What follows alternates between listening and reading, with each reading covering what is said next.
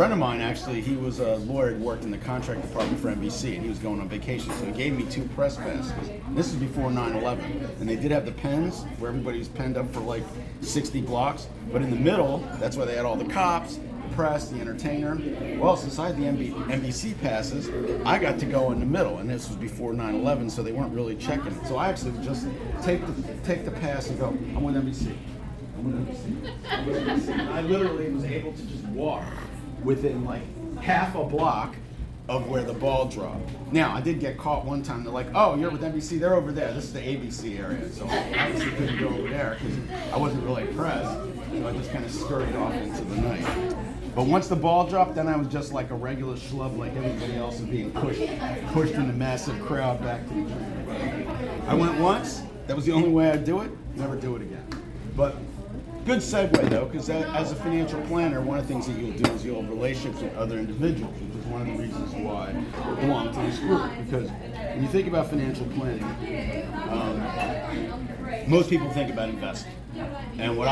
And for those of you that have heard me speak, I almost never talk about investing when I speak. And the reason is because that's what everybody thinks about. And investing's almost like a commodity. It's the gas that gets you from point A to point B. It's really about helping people achieve what's important to them. And talking about specific areas, whether that be tax reduction, insurance, education planning, buying a home, buying a car, vacation, making sure your insurance is set up, making sure that you're aware of changes in the law. And that's one of the things I want to talk about today, which is a little bit about potential changes in the tax laws and also, some of the rhetoric that's going on this year with election season. So one of the things that you have to do to be very careful, especially in this environment that we have these days, is to be very objective in your approach, especially when you're talking about taxes and politics. So I'm going to spend a moment talking about that and sort of talk a little bit about taxes. So people will ask me, well, depending on what happens in the election this year, what do you think? What's going to happen? So once again, this is not a political discussion, okay? Everybody has their own opinions and values, and we're going to keep it that way. But when you're thinking about some of the rhetoric that you hear, and I encourage you to listen to what is actually being said and what's actually being happened, right? So for example, one of the concerns about is inflation, right? So in the event that either candidate gets in power, in both situations, there's potential for inflation. So for example, Trump has talked about additional tax cuts. They've also talked about potential tariffs on products that are foreign made, significant tariffs. Now those tariffs, unlike the rhetoric, they are actually generally passed on to the consumer, so that would potentially raise prices. Tax cuts then tend to put more money into the economy, that could potentially be inflationary, right? On the other side, you have potential tax savings for middle class. There's also talk about, Ralph, you can probably talk about this, they've talked about potential tax credits and additional stimulus for housing, which would certainly continue to raise the price of housing and create additional demand in the housing market. Okay? So when you think about inflation, either one that's going to happen, right? Probably one of the biggest things from a tax perspective is that in 2017, during the Trump administration, they passed this Tax Cut and Jobs Act. Now, one of the things that many people may not realize is in order to pass that, they had to let it expire after 10 years. Okay, it's sort of a budgetary trick. It's called reconciliation. They also did the same thing with the Bush tax cuts in 2001, and we had the same issue in 2011. Now, what happened is during that time is that they had to, when it expires, it goes back to the old rules, okay? Unless they either vote to extend it or they pass new legislation, right? So in the Bush tax cuts, for the most part, they voted to extend it and keep most of it. But one of the things now we have a situation is the easiest thing for Congress to do is what? Nothing, right? That's their specialty. So what does that mean? And so I want you to think about what it might mean depending on what party's in power. So I'm going to talk a little bit about some of the types of things that maybe in the Tax Cut and Jobs Act that you may not be familiar with. So, for example, for the tax rates, they lowered the marginal taxes, okay? So that did lower people's taxes overall. However, one of the things that they did is that they also increased what's known as, all of you may not be familiar with this, the standard deduction, okay? When you file your taxes, you either have the ability to get a standard amount that's deducted from your taxes, okay, from your income that you're reporting, or you can itemize certain expenses that would then reduce your tax, okay? And one of the objectives of this process was to encourage more people to use the standard deduction because that supposedly would simplify the process both for the taxpayer and potentially for the IRS. I would argue that in some ways this is more complicated than it was before, but the idea was that less people would then be eligible to itemize and more people would use the standard deduction, okay? But one of the other things that they did is that you would also get an exemption for each individual in your household that was either a taxpayer, spouse, and dependents, such as your children, okay? That was eliminated, okay? Additionally, you used to get certain deductions for professional and business expenses, such as if you were an employee and you traveled for work or went out to dinner, things like that weren't reimbursed. Those things are still available to self-employed individuals and business owners, but as an individual taxpayer, that's no longer the case. Okay? They also increased the amount that's exempt from estate tax. They created something called a qualified business income deduction. Without getting too technical, basically it allowed for credit for self-employed individuals and business owners or people who may own investment real estate and things like that to kind of deal with the issue that they may have been taxed at a higher rate than some corporate entities and they pay double in other taxes. Okay. So why are these things important? So because if nothing is done after 2025, all of these things are going to expire. Now, I'm not advocating whether it's good or bad, right? There's depending on who you are, it could be either one. One of the things that's good about working as a financial planner is it almost doesn't matter what the changes are, because part of our job is to learn about the changes, learn about the new laws, and advise people on the best way to handle them. Okay. So I'm not an accountant, my dad was, but I work with accountants, so the idea is that we'll provide guidance as far as strategies and suggestions, and maybe the accountant would implement that. If there's legal strategies, because there's going to be changes in the estate tax calculations, we might formulate some strategies and work with the attorney to implement them. So what are some of the things that are going to be going away? Think about it. So as I said, the estate tax right now, about 14 million is exempt for estate tax. Okay, that if this law is allowed to quote unquote sunset, that'll be about half. Okay, tax brackets will go back up.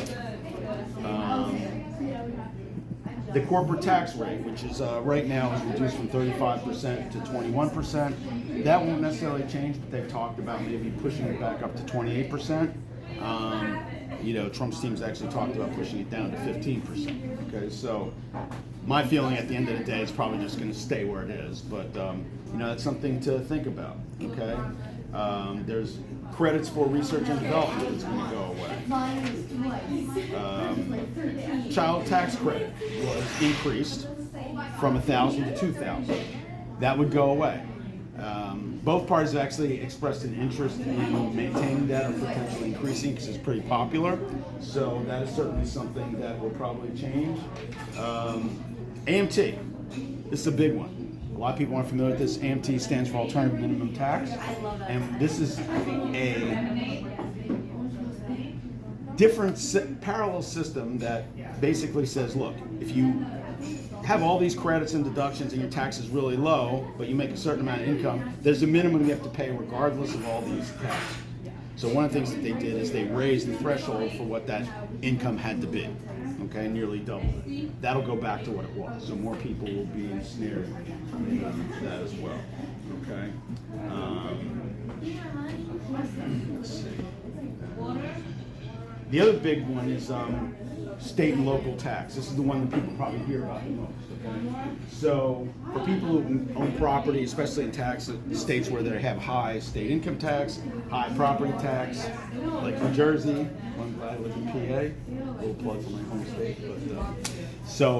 But one of the things that they did as part of the Tax Act is that was cut off at $10,000. So if you make $200,000 a year and your average tax rate is 6%, and you also have $10,000 a year in property taxes, okay, that's $22,000 in tax. The most you can deduct is 10. Okay, so that created issues with that. So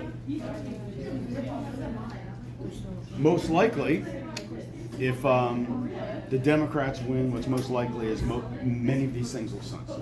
Okay? So there's a possibility that there may be some sort of negotiation, but they don't necessarily have the incentive to negotiate. So if there is negotiation, it'll probably still be closer towards the old law. Whereas if the Republicans win, there's the same thing. There may be an incentive to keep that in place. Okay. To do that, but once again, the issue there is you have to have the votes to be able to pass the legislation. So it's important to be mindful of that. So when you're talking about, what each one's going to do, or what they're going to spend, or what the taxes are, think about that through some of the lenses. One of the talking points is, the Democrats are going to tax unrealized gains. For those of you who aren't familiar with what that means, let's say you bought a stock at $100 5 years ago, and it's worth $200 today, right? And you don't want to sell it because it's doing what it needs to do, and maybe you're saving for retirement. So what that means is saying, well, you made $100, and it's like, well, I didn't make anything because I didn't sell it. So what's being said is that, well, you'll be taxed on money that you technically didn't earn, but you couldn't. Okay? That's not entirely true. There are some special circumstances where individuals over $100 million and have a concentrated position in stocks may be taxed on some of that. Quite frankly, I doubt this is going to pass, because what happens if, you get taxed on, and then a year later it's worth a lot less, so then you get a credit against the tax that you paid the previous year.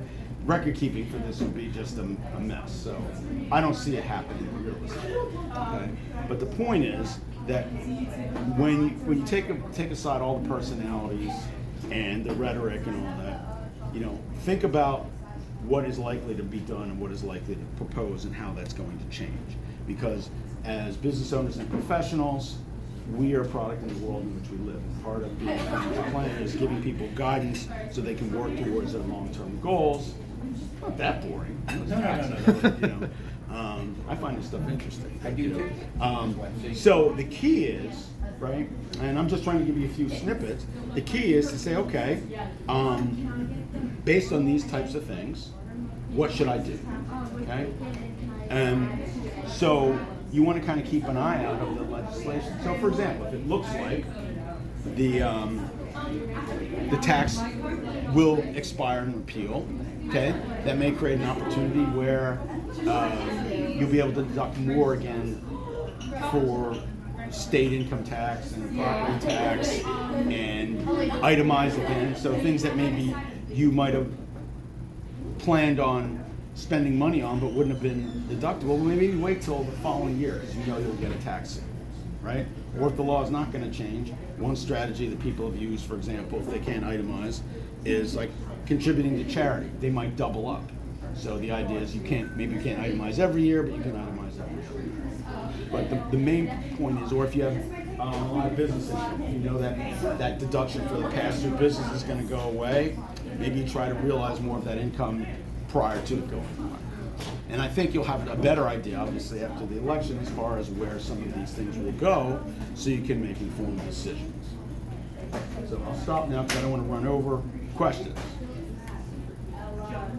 Well, I'll keep going for a minute. So let me just tie that back together, which is that, so this is one example of some of the things that we'll go over. We'll also look at the insurance, state plan. There may be changes in life expectancy or different products or government benefits. All of these things impact people. These are all areas that we have to address. Sorry, the noise is a little distracting.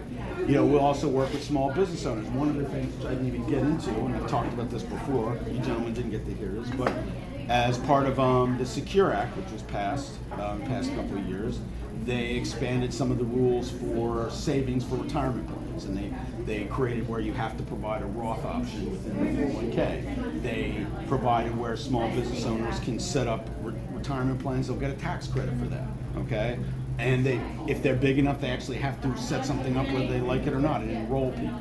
Now, some of those requirements may be changed depending on the administration, but these are things also a lot of times small business owners aren't aware of this fact, that there's certain requirements that they may have and regulations that they have. So these are some of the things that we may also talk to with individuals and professionals and small business owners. The idea is to make sure that you're familiar with the environment that you're at so you can make the best decisions for you, your family, and your life. All right, now we'll stop. Questions? Yes? When you talk about corporate tax, are you talking about LLCs or are you talking about S corporations? Neither, actually, because both of them, first of all, LLC is sort of a wrapper that can be on top of the entity.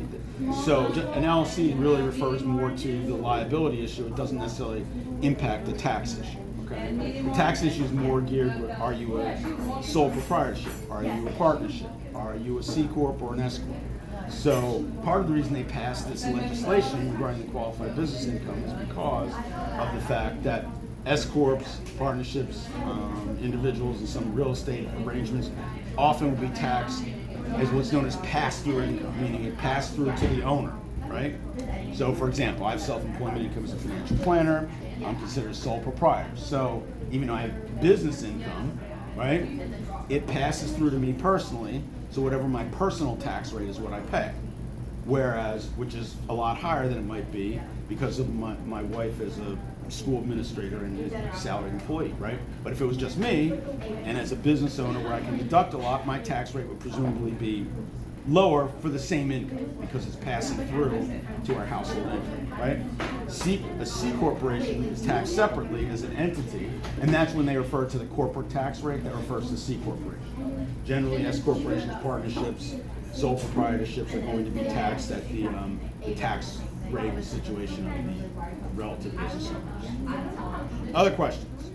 No? All right. Well, thank you.